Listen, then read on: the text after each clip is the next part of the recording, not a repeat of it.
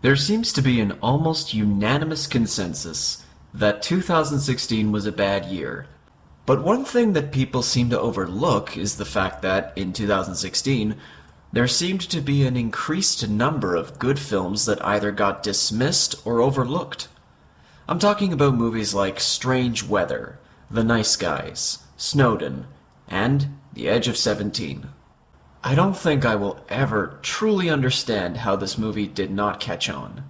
I mean, it got glowing reviews and it made a profit, but only just barely. I thought for sure it would be 2016's Juno, except far more grounded in realism and snark rather than dated quirkiness. I should explain. The Edge of 17 is about a teenage girl named Nadine, who feels like a complete outcast at school only for the world to continually throw more and more crap on top of her. And really, a lot of the problems that she has to deal with are not minor. She witnesses the death of her father at a young age, she constantly butts heads with her mom, and meanwhile, her brother's got things figured out and constantly bothers her. For her part, she doesn't connect well with people, and only really has one friend named Krista. Of course, things are already bad, but they come crashing down even further when after one of her brother's parties, where she also gets very drunk, Nadine wakes up to her brother and Krista having slept together the night before. And what's worse, they begin a relationship. The movie follows Nadine as she struggles with emotions that she is not ready to handle.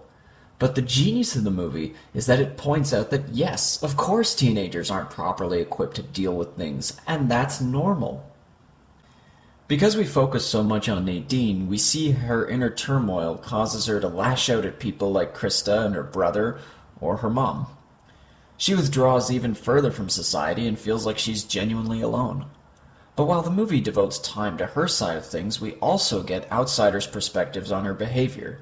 A classmate named Erwin is another social outcast at school who's obviously crushing on Nadine, but she is so wrapped up in herself that she barely acknowledges his feelings for her. She's also too busy crushing on Nick, who is admittedly the worst part of the movie. Maybe it's just because we only see him through Nadine's eyes from a distance, but he has zero personality beyond just being what someone thought teenage girls go for these days. And to be fair, I actually don't know if it's on point or not. Though I will say he does have a scene which is incredibly powerful through its realism shattering through any aspects of comedy that this movie has, in a good way. By far the most biting commentary towards Nadine, however, comes from her teacher, Mr. Brunner. The more I see of Woody Harrelson's work, the more convinced I am that he is one of the best actors alive today. His range is incredible, and his charisma seems limitless. When I think of this movie, it's the interactions between Nadine and Mr. Brunner that come to mind as this film's highlights.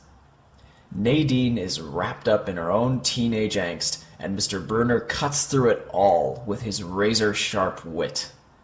The fact that he is a teacher who does not care about playing nice, coupled with the fact that Nadine is so emotionally fragile, it just makes the comedy in their scenes work perfectly. It's also thanks to the fact that Steinfeld and Harrelson are incredibly good actors. The Edge of 17 should have been a hit. I don't know how it wasn't. It's a blend of dark comedy, awkward teenage existence, with a healthy dose of grounded realism which takes the topics seriously. Yes, it does have some cliches of the genre, but it also manages to poke fun at those cliches. It's well written, well acted, and well directed. Give it a chance if you have the time.